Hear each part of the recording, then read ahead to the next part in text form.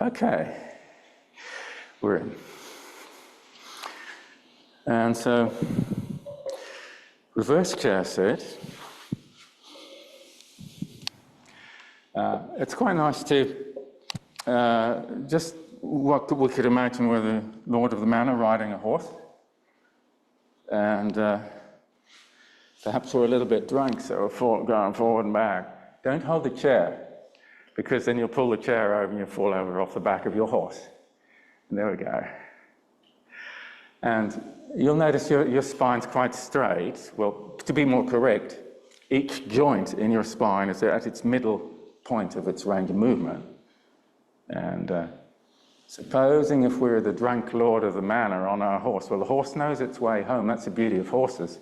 Horses have animal intelligence. They don't have artificial intelligence, but they know where home is and they can get a drunken master home, unlike a car.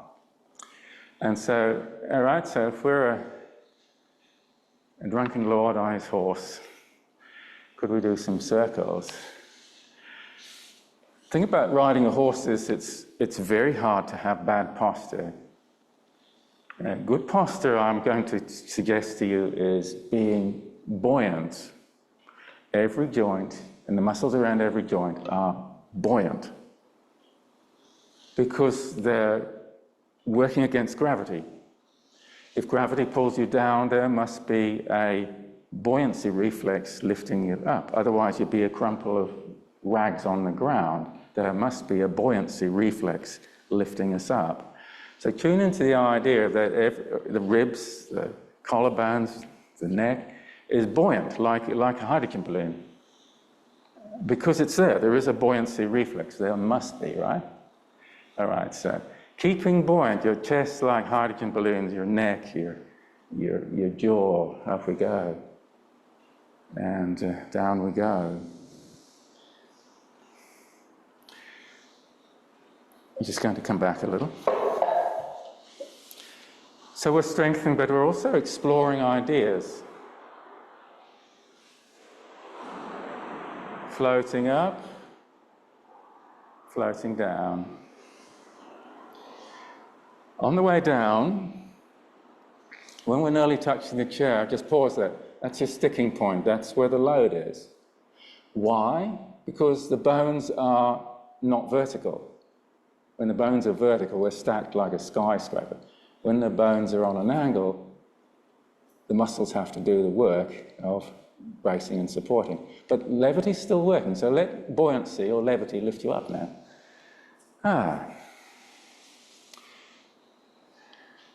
And so, if you think about the ballet, they want to look like they're floating, like they're buoyant. So you just make yourself look like you're floating up, perhaps like a balloon, going down again. Now, as you're coming up, just curl your toes and balls of toes in. You feel your midfoot activate, push through your toes. And so down, up. And so if the hands are making that movement too, it's like you're wafting clouds up into the sky. We're thinking about being airy and light, and the body parts are like clouds. They're like buoyant. They're floating up against gravity. Down. So you're tickling the clouds and just bringing them up to the sky. Your knees going nice and wide. You're pressing through the front of your heel, the front of your feet. All right, take a pause. Were you pressing through the front of your feet? Were you gently, gently curling your toes and balls of toes into the ground? That triggers the buoyancy reflex through your whole body. So supposing you just relax around your ankles and feet and toes and maybe let the feet flatten out a bit. And now, your feet are really relaxed, the front of the foot really relaxed.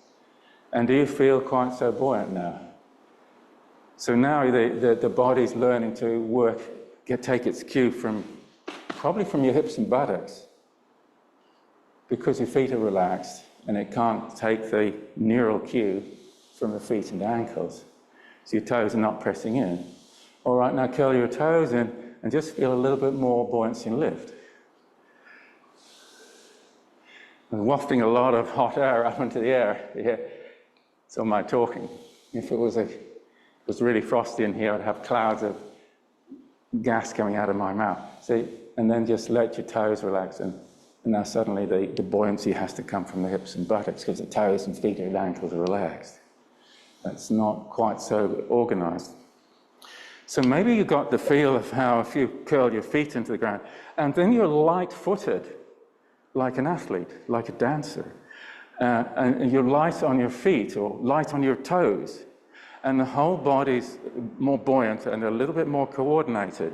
And you might have felt the cueing of feet, ankles, and toes when they're activated and pushing you up, a little stiffer than usual to get you up. But the buttock muscles and the hips are also doing that. Supposing you let your toes lift, but now you've got to think about the hips doing the buoyancy thing, lifting your body up. Now, buoyancy or anti-gravity, if you think of a skyscraper, I'm going to go into tall kneeling. A skyscraper, tall kneeling. Each floor supports the one above it, and so on, up, up, up, up. And the same in your body. The body part at the bottom supports the next one up. Now, if one of those floors was made of jello, well, what was above, it would buckle and the whole building would fall over. So there has to be an appropriate level of stiffness at every level of your skyscraper body. We're like tall like a skyscraper. So if we were to just be soft in our hips, we start buckling. But if we think about buoyancy, and then the muscles engage so that they're the body part's stiffer, and it's supporting what's above. But we want to be a little bit,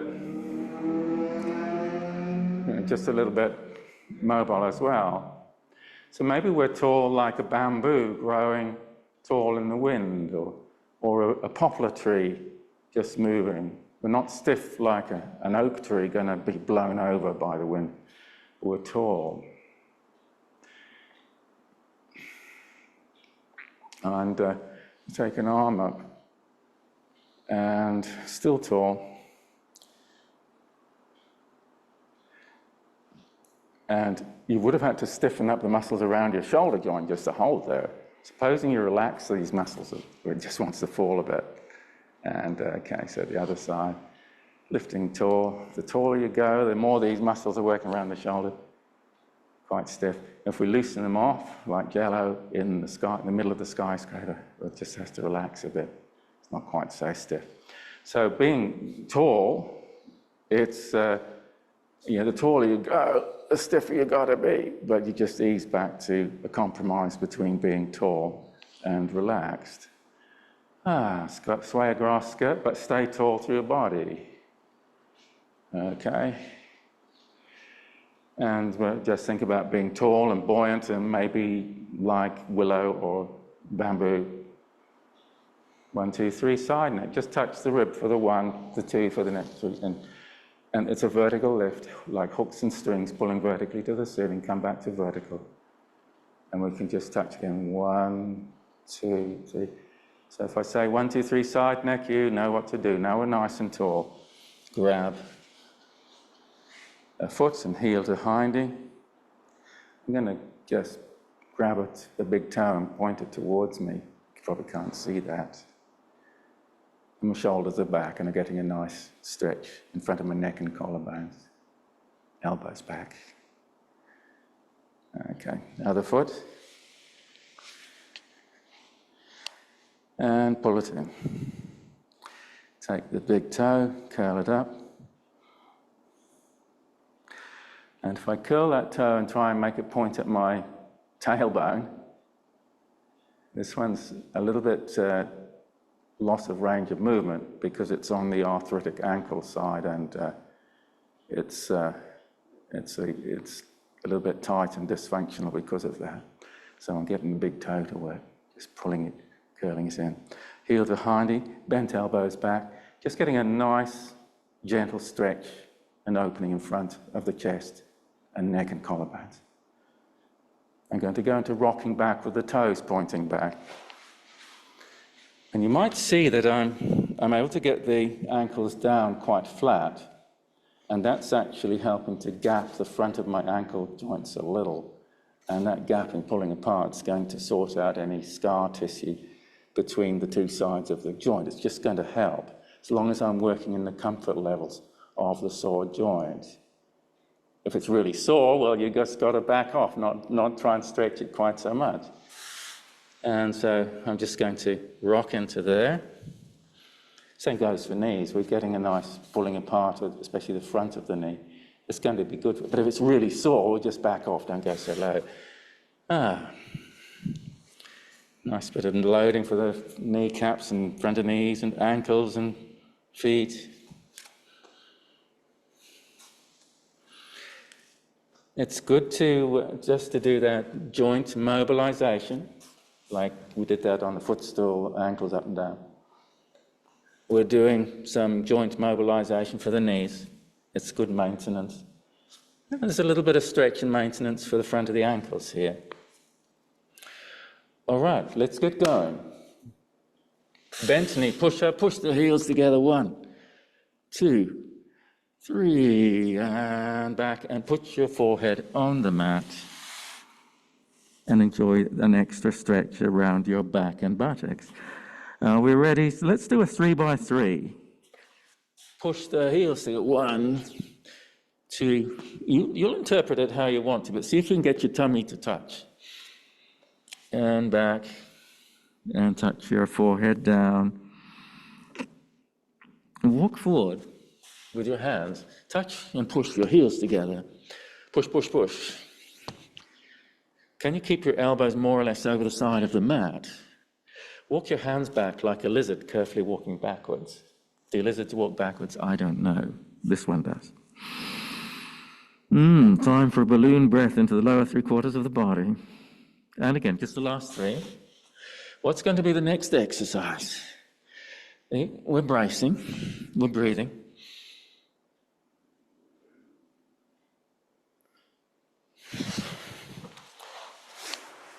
Push on a knee. Pilates 100. So same side, hand, push on the knee, tailbone up, small of the back in the mat, head up and pump.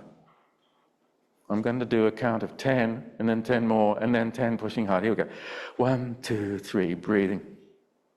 8, 9, 10. 1, 2, 3, just gentle push on the hand. It's just small of the back in the mat. All right, here's the 10, pushing hard on the knee. Curl your tailbone up. 1, 2, 3, 4, 5. Change your breath. 5, 4, 3, 2, 1. Just straight the other side. And just warming into it there. Curl your tailbone up. Small of the back in the mat. Here's the 3 counts of 10.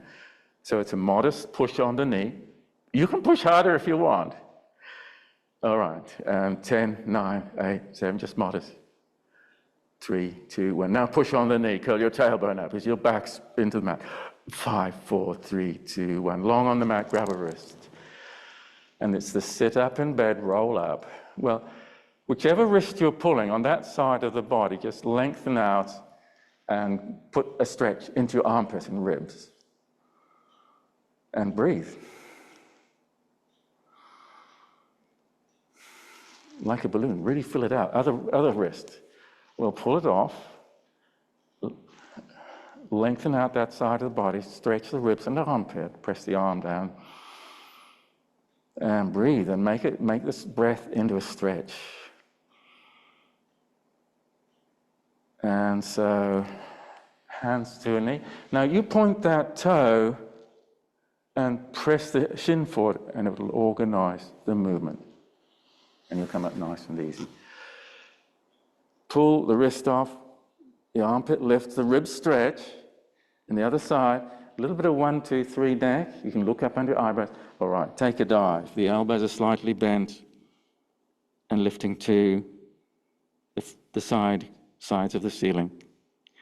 And we'll roll down. Okay, so I'm just going to speed it up now. Stretch the ribs one side, stretch the ribs the other. Knee, point the toe, press the shin forward. Stretch the ribs. Stretch in 1, 2, 3, dive. Let your chest lift, let the spine lift between the shoulder blades. Put your head between your knees. Okay, so let's see if I can keep the cueing rather minimal now. Stretch the side ribs. Stretch the other side ribs. Hands to knee and point the toe. And stretch the armpit, stretch the armpit. Dive like a wave. Spine between the shoulder blades lifts. Down. Roll down. And a rib stretch. And a rib stretch. And a pointy toe, hands to knee. And a rib stretch. Rib stretch. Are you buoyant? And roll down again. We'll do 2 more. Side rib stretch, breathe. And the other side rib stretch and breathe. Pointy toe, hand to knee. If you press that shin forward, everything happens really nicely. Stretching, stretching.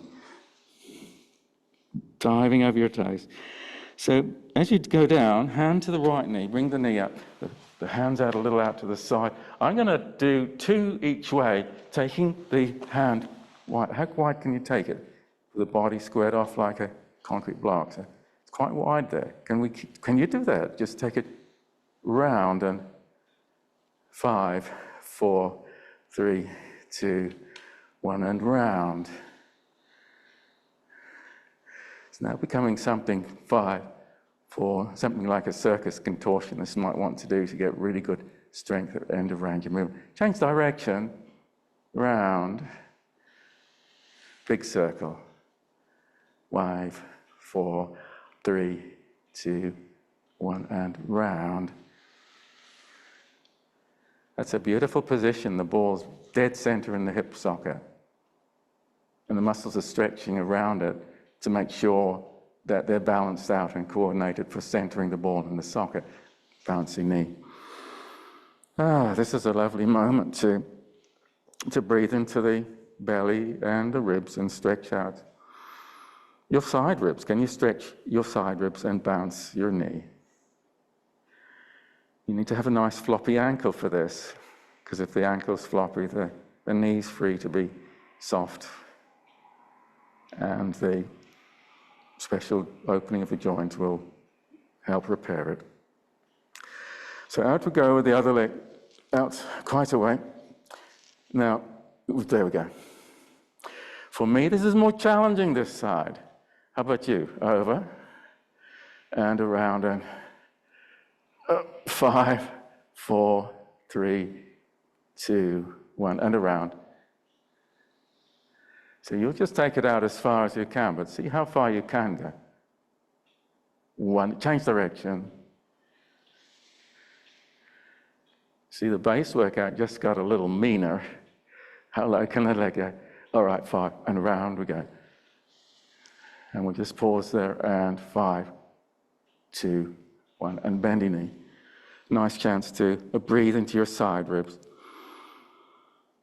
Get a nice rib stretch.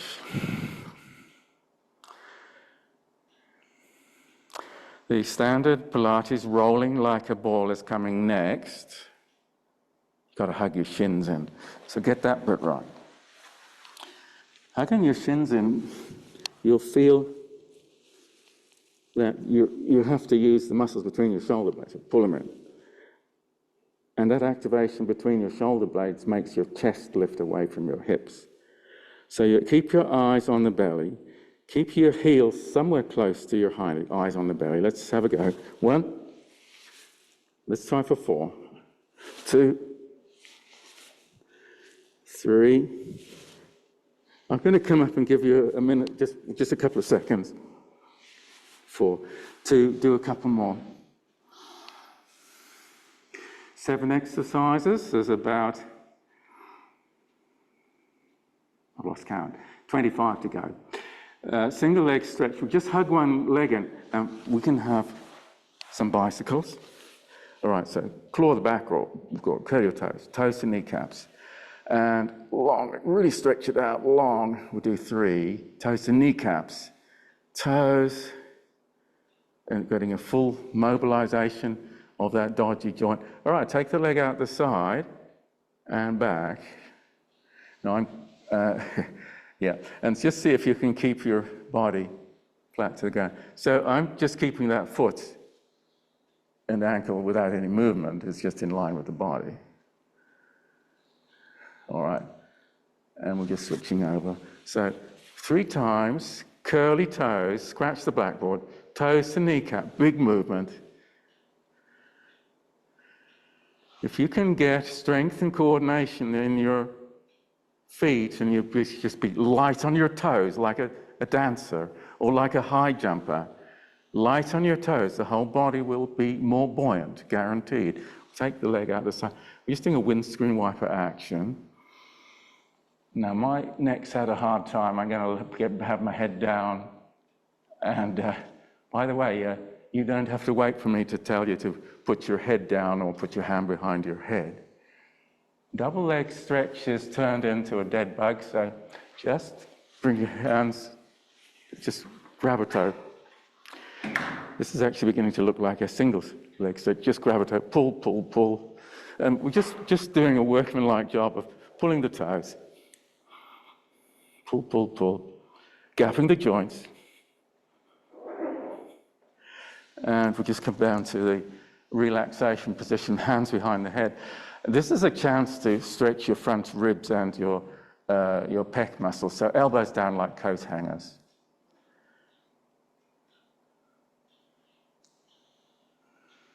I'm going to go into the standard double leg stretch. Hug your shins in. Take your hands out the side and come back in. Can your knees touch your ribs? That's the full range of movement. Is your back on the mat right here?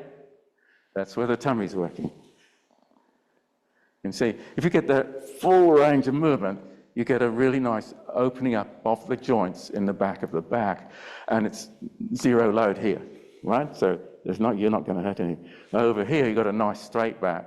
Hope your back's somewhere close to the mat, and each vertebra is in alignment, middle of range of movement. So here you've got mobilization, and here we got joints in middle range of movement, tummy bracing, getting strong. Let's come up to seated. Kneel, sit tall, and keep the range of movement quite small, and just take it slow and enjoy being here. Enjoy being with me as I enjoy being with you. Is that all right? Exactly. It's yeah, you can see me over there. Like never mind. We got cameras and computers all over the place here, and tall and manubrium forward and chin on chest or manubrium anyway. Well, just rolling. Sometimes we say roll forward over a picket fence, but don't overdo that image. And then roll back up. And then chin on manubrium. You could think about rolling up over that picket fence, but we want to be really tall on a nice curve through the spine. That's the main thing. So if you like picket fencing, just lift your upper tummy a little bit. Yes, I think that works for me. Does it work for you? We're going to cross the shins, and there's a knee distance between the knees, or the hand fist distance. So we can just reach forward. I'm going to leave that fist between my knees here. Forward. Chest and the spine between the shoulder blades is lifting. So if we've done 2 on one foot, we can do 2 on the other. So the low back of neck is lifting, just lifting. And is your knee, forehead coming down to touch your knee? I've just gone the shins the other way. Sitting ladylike, fist between the knees. We'll leave it there. And just reach forward. Grab a toe. Forehead beside your knee. Roll up tall. So it's up and over the picket fence. And the other side. And you'll work out if your chest is lifting, the back of the neck and between the shoulder blades lifting, rolling up tall, and rolling down again. Nice.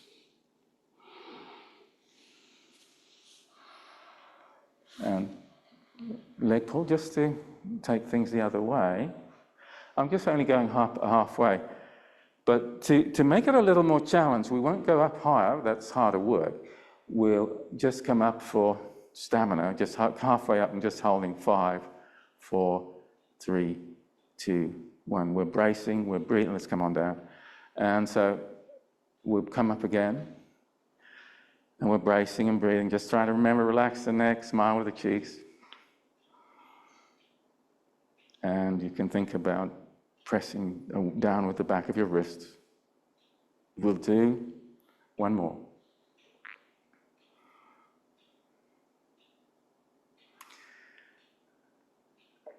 And come on down. We could live to be 100. We might not be able to do a super high lift with getting really high with the hips, but we probably could work on the stamina component because that's within the middle range of the joints.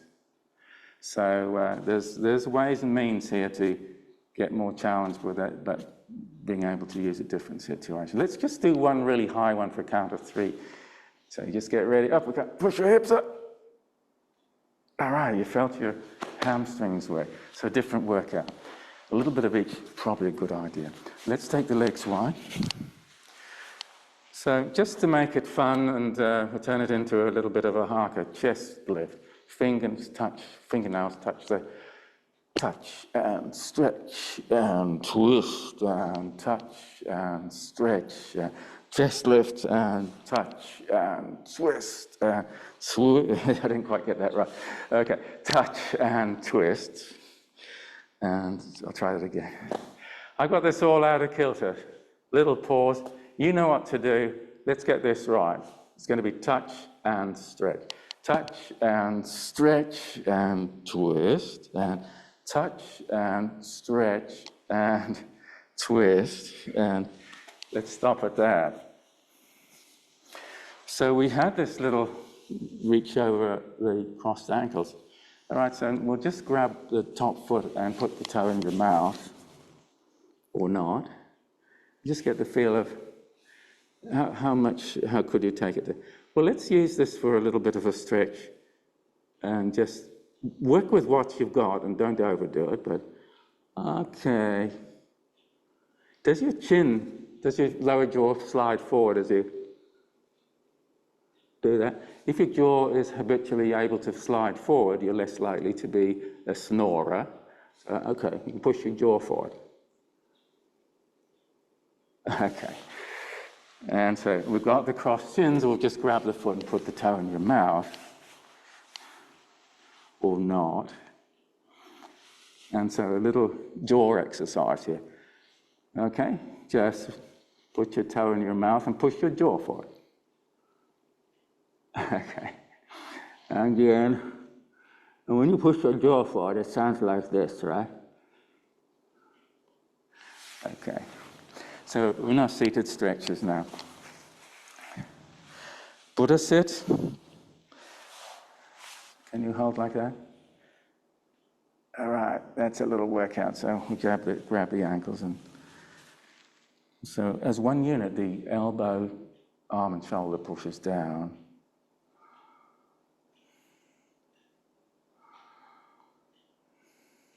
And you're breathing. And I can almost guarantee your shoulders are staying down on the in-breath, right? So that's making your middle ribs and body breathe efficiently because the ribs are staying down. You can go straight into a press the knee down. Just 15 seconds, again, shoulder, arm, knee, elbow, just pushing down. 5 more seconds.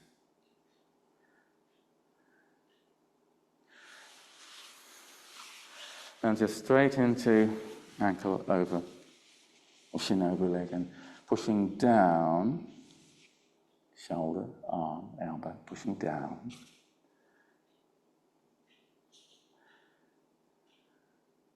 "15 seconds is really just a quick whitewashing of the situation.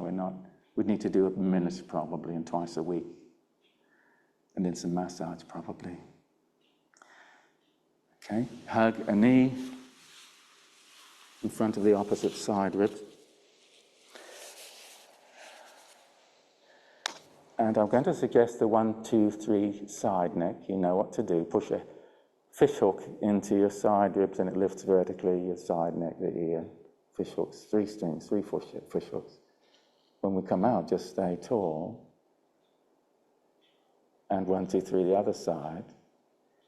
Vertical lift of the ribs, the neck, and the spot above the ear. And you can breathe a little and just come back to head vertical. And we'll change sides. I'm going to share with you something about my car park, backing in the car park experiences today. You'll be pleased to know there's no insurance case happened today. Hug the knee in front of the opposite ribs. You won't want to hug hard. So 1, ribs, 2, neck, 3, ear. And this is like fish hooks and vertical fishing lines. It's pulling vertically up, and the side effect is you've got that nice curve. You come back to vertical and tall, and then stretch out the other side.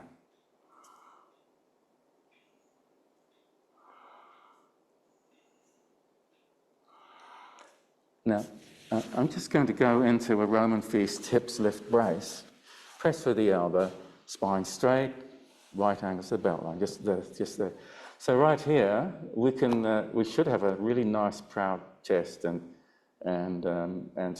so backing out in the warehouse car park, and my neck very comfortably responds to my looking out the back window of the car, because I do 1, 2, 3 side neck and, you know, doing that seated look out the back window. And hello, somebody's backing out at the same time as me. Slam on the brakes, go forward again. Phew, we didn't hit. And then I'm backing out again. I'm looking over right shoulder, over left shoulder. Well, this is easy. My neck's really free. At least I can see what I'm doing. And we come on over to you've got bracing, the spine straight, perpendicular to the belt line, lowering. Come on over. And so just demonstrating the 1, 2, 3 side neck and the seated look out the back window of the car. And I was just so grateful that it was so easy for me to look with the real eyes, not the backing camera, because you're not in touch with what's going on a backing camera. Especially on a rainy day, you've got drops of water over the camera. Come on up. So hallelujah, we didn't have an accident in the warehouse car park. I've had a few of those. Whiplash injury, not able to look over your shoulder. Same on the push bike. I can look over my shoulder. And so this demonstrating does work. It's got some, think of the accidents and terrible situations that didn't happen because you come along to my Pilates and you got it, that it's actually helping you not to have chronic whiplash. And you're getting back the range of movements in all the joints. Come on down. Long bridge, knees more or less straight. Can you get your hips up? Now squeeze the buttocks together and you get that little free ride. The buttocks squeeze, even seated in a chair all by itself, squeeze the buttocks together. If you do that diligently, you can be very strong in your buttocks and nobody knows you're even doing an exercise. All right, 3 times, clap the hands, touch the carpet, clap the hands, touch the carpet, clap the hands. Come into the relaxation position, hands wide. We'll do a similar thing in a bridge with one knee up. Okay. Okay. Just bring your feet touching together, your ankles, your balls of toe, your toe joints touching. We'll just bring it up. Now, here's the knee, and just get the knee up, but get the hips up. Just checking the glutes are working. They will be. All right. 3 times. Knee. Carpet, knee, carpet, knee, carpet, foot down, roll down, come on out. Did you feel the quads and the glute working on that supporting leg? You could imagine we could do this if we did 10 repetitions of that, and then some long ones as well. We'd have a lot of good strength in all the right places. So come on up, and the knee up, and it's up enough that you can Push the hips high, and here we go. Knee, carpet, knee, carpet. Push the hips up, squeeze the glute. Okay, and just, I don't care how you come out, just come out. Now, here's a little challenge. If we take our feet wide, you can see I've got a little different distance between my feet here. And so let's see if we can just come on up and just work out, can we get that leg up? We've still got the length in the body. All right, so that we've got one foot out the side on the ground. Right, knee, carpet, knee, push the hips up. One more. And bring that foot down wide of the other one. And so come on up on the other. You've got to work out, you're getting your strength on the diagonal, just holding up, bracing on the diagonal. Knee. Okay, carpet, knee, carpet, knee, carpet, knee. Let's lie on our sides. In the clamshell position, because it just feels like we need a slight break.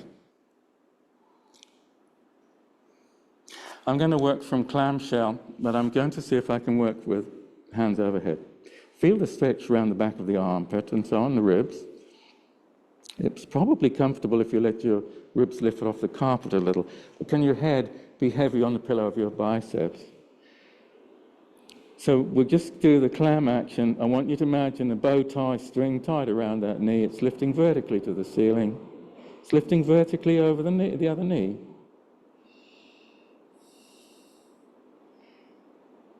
Then if you take 5. Is the head heavy on the pillow? Can you relax your neck? And take the leg straight. We've got the knee over the knee. Up. All right. Up. When I tell you to go down, go down. So up. Are your ribs light on the mat? Just maybe lifting a little. Okay, we've got 2 more. Up. And ribs lifting gently off the mat. And up, and you're lengthening through your body and your neck. And come on down. We'll go into an inner thigh lift. Same sort of thing if we just take that top leg up. Now, can you just keep your hands together over your head? And we've got a bent knee, and just, that's an inner thigh lift for us. Now, usually I say, just put your hands behind your head, but I've got hands in prayer above the head here. All right. It's a bit of a contortion trick here, isn't it? We've got very loud rain out here. I'm so glad. I was walking around Bluff Hill this afternoon. I'm so glad it wasn't raining like this. The knees straight now, up and down, and pause. And up. And the next finding, a little bit interesting. You see, we've got no movement in the neck, but there's a lot of bracing and stiffening of the neck muscles. Just remember to chest lift from hips and head lift from chest. So you're long in the body and the head. So when we come up like Mr. Wobbly Man. Tummy's braced, spine perpendicular to hip line. Boom. Tummy's braced, down we go. We've got the hands in prayer over the head, or like diving, and we bent knee sideline. We've just got a simple old clams. Can your head be heavy? Maybe your ribs want to lift a little off the mat to find that you're comfortable, and you're lengthening hips, chest, head.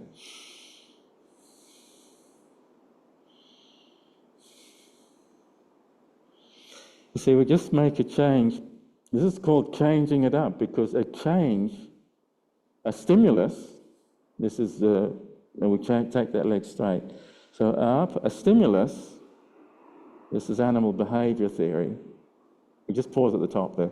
A stimulus is a change in the environment. So we make a change in the exercise. We've got a stimulus that gets your brain working again. Okay, so one, and just one after this.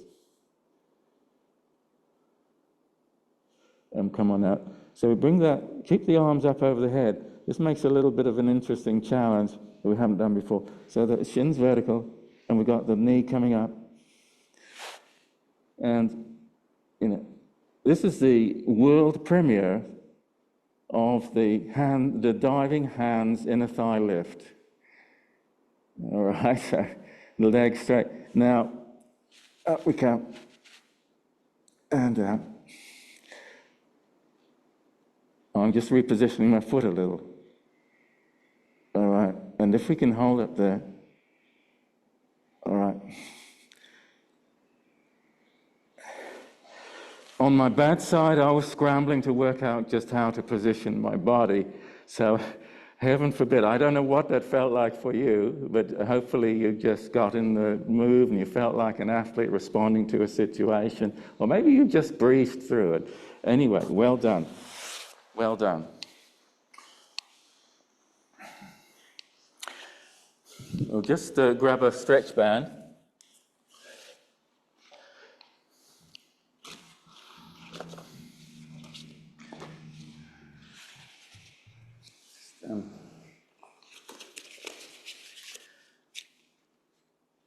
Always you can think about making space behind your hip joint so the ball can be back in the socket.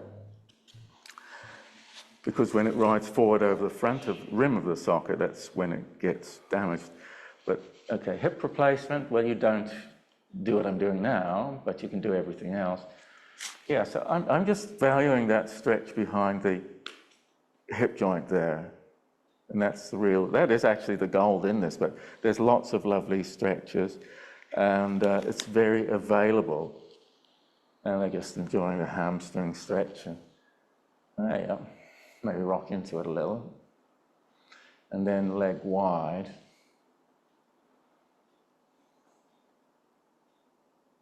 And the body squared off like a concrete block, which means the opposite hip's down. Yeah, and so hammies. And with the leg across, we've got side hammies and hip pocket. And over. I'm just, yeah, that's good. And so we can change to the other leg. So it's, originally I called this a windscreen wiper. It's a good name, I think. But there's 3 positions, and you can explore the positions with leg circles or ankle circles or whatever. And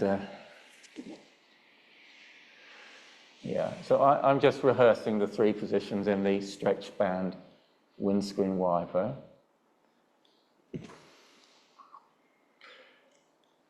And you'll be doing, if you're with me, we're doing a hamstring. So I'm just doing some little circles. And when I'm circling with the left leg here, generally when my left leg's gesturing like this, it's just moving, I haven't got stability.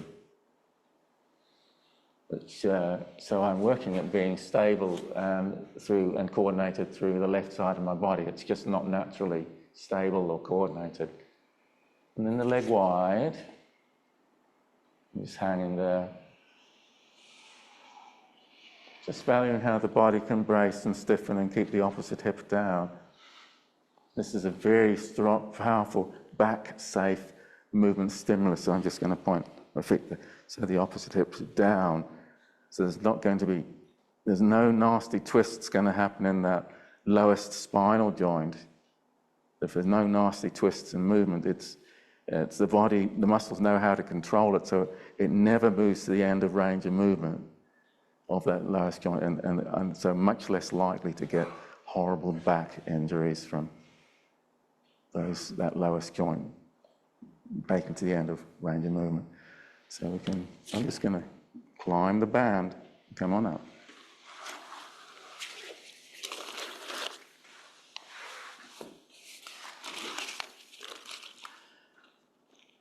Now, I wanted to share about marching. And I was talking about skyscraper and being buoyant, so you can be tall. And buoyancy requires that the muscles around each joint buy into the idea of buoyancy, and so they get that little bit stiff, but they're really feeling buoyant like a hydrogen balloon as well. So if you stand on one leg, I'm going to take my shoes so you can see my feet a little better. Let's put those out of the way. So we're just standing on one leg and we're thinking about marching. There we go. See, and then the opposite hand. Yeah. So if we come on up, and if you think about what part of the body is thinking about helping you be stable, is it the joints around the hip? There. And you're doing your best to be tall and aligned above the hips. So is it mostly the joints around the hips that are helping you to be stable? We'll try the other leg. So just there. So it's a knee-high marching. And so if we move the hips a bit, like, okay, just hike the hip on the knee side. And can you feel like you're buoyant in your chest and neck? So the knees up. So you have to be pretty well firm and braced in the joints above your hip and in your hip socket. And if you had a yo-yo sting on your knee, can it just... So we're tall like a one-legged skyscraper. Actually just have the hand going up and down with the knee. So working at being buoyant. Think about being buoyant in the body. Okay. So let it be buoyant around your belly and your hips. And let yourself lengthen and relax above the buoyancy in your hips and belly. So we'll think about this area being strong and buoyant. Well, how about getting a little bit of light on the toes? That you put some more weight into your toes and your front of your foot. Let's try it. So you're curling your toes in now. And maybe just like get your knee moving a little side to side and you're pushing through the front of your toes. But you're being tall and buoyant and everything above your ankle now. It's a little bit of push through your toes, through the front of your foot. All right. Try the other side. I'll just cue that again. So the knee lifts. And yeah, okay. So we'll just think about curl the front of the foot into the ground, just within what works. Now, we just take that knee a little bit side to side. Now, my ankle's not very happy, so I'm not sure just... Yeah, there we go. But being buoyant through the knee, through the hip, through the chest, and the neck's lifting. But working with activating around that foot, forefoot, and ankle. Be tall. Okay. So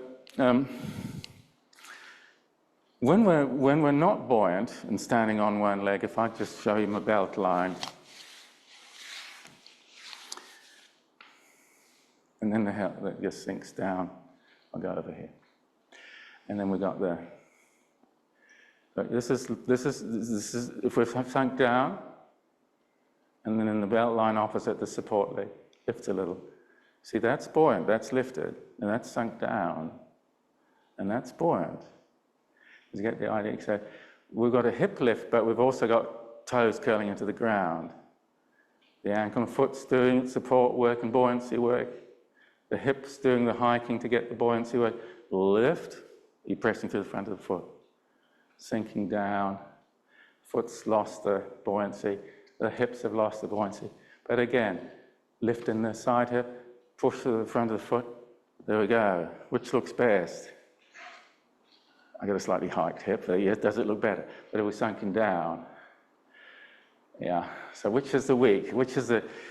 when a body's looking weak-kneed and limp-wristed, it doesn't look so nice, usually. So the other side. I'm on my not-so-good ankle. So I can just sink down a bit and droop the hip. It's like poor old me. I'm just... Okay, so the hip lifts, we're getting the buoyancy activation for the hips. Push to the front of the foot and curl the toes. Lift. And that's it. So we just think about sinking down, and now the hydrogen balloon effect, stiff, strong front of foot and ankle. Belt line lift, here we go. So if you're walking, I'm going to cover a little bit more about how to work these feet now.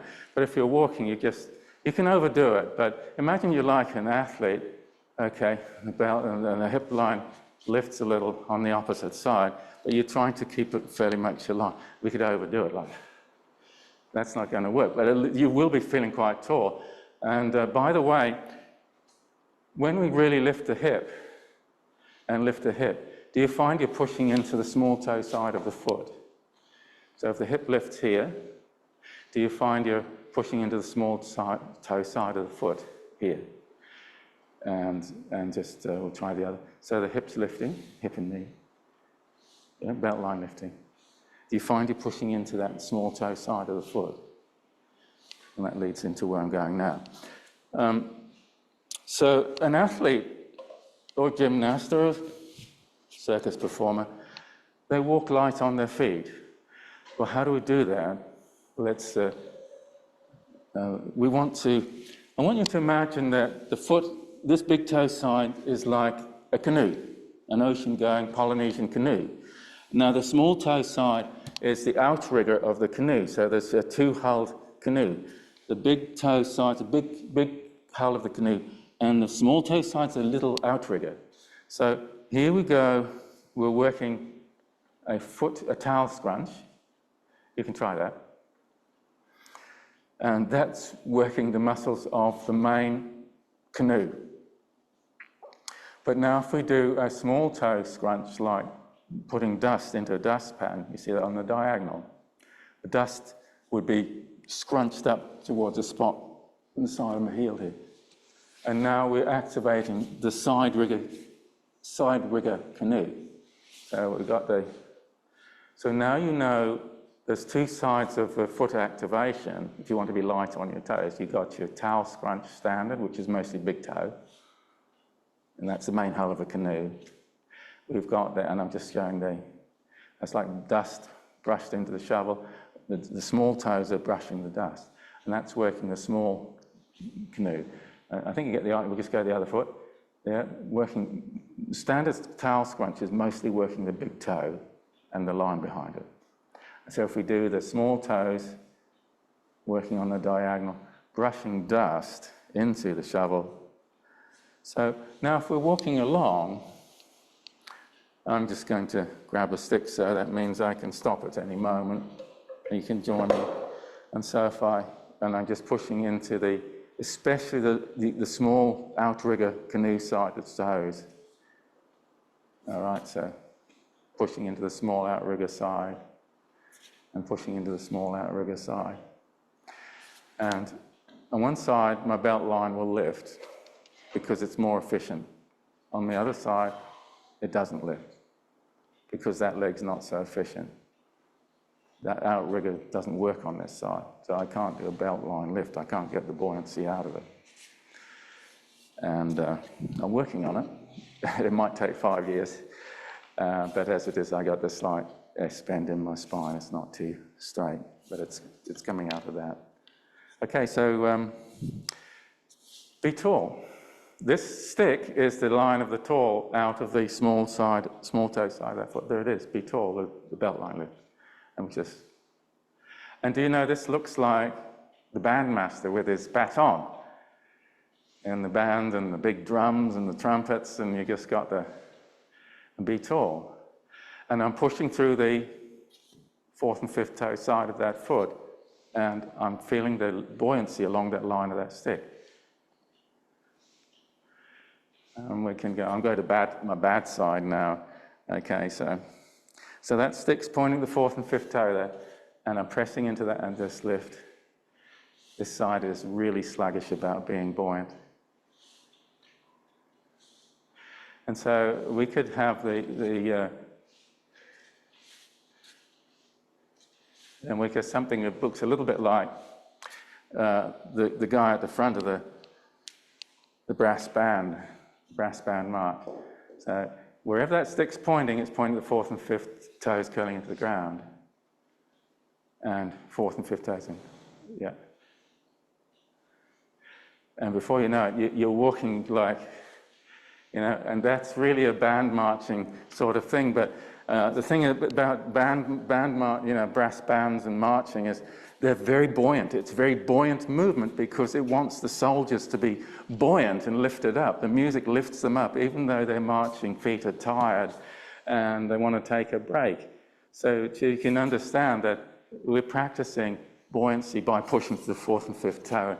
The belt line lifts a little, and you've got some wonderful springiness because you've activated your buoyancy reflex starting with that bit that's usually squelchy and soggy, which is the small hull of the outrigger canoe, the fourth and fifth side of your foot. So now when you're walking along, you just be curling your foot in a little bit, and your foot will lift, it'll land, you're just pushing through that third and fourth toe. So I just wanted to share that because so many people are very squelchy on their feet and they're knock-kneed, and all the weight's on the main hull of the canoe. Just, and that's what they look like. Just all on the inside, but push to the outside, and there we go.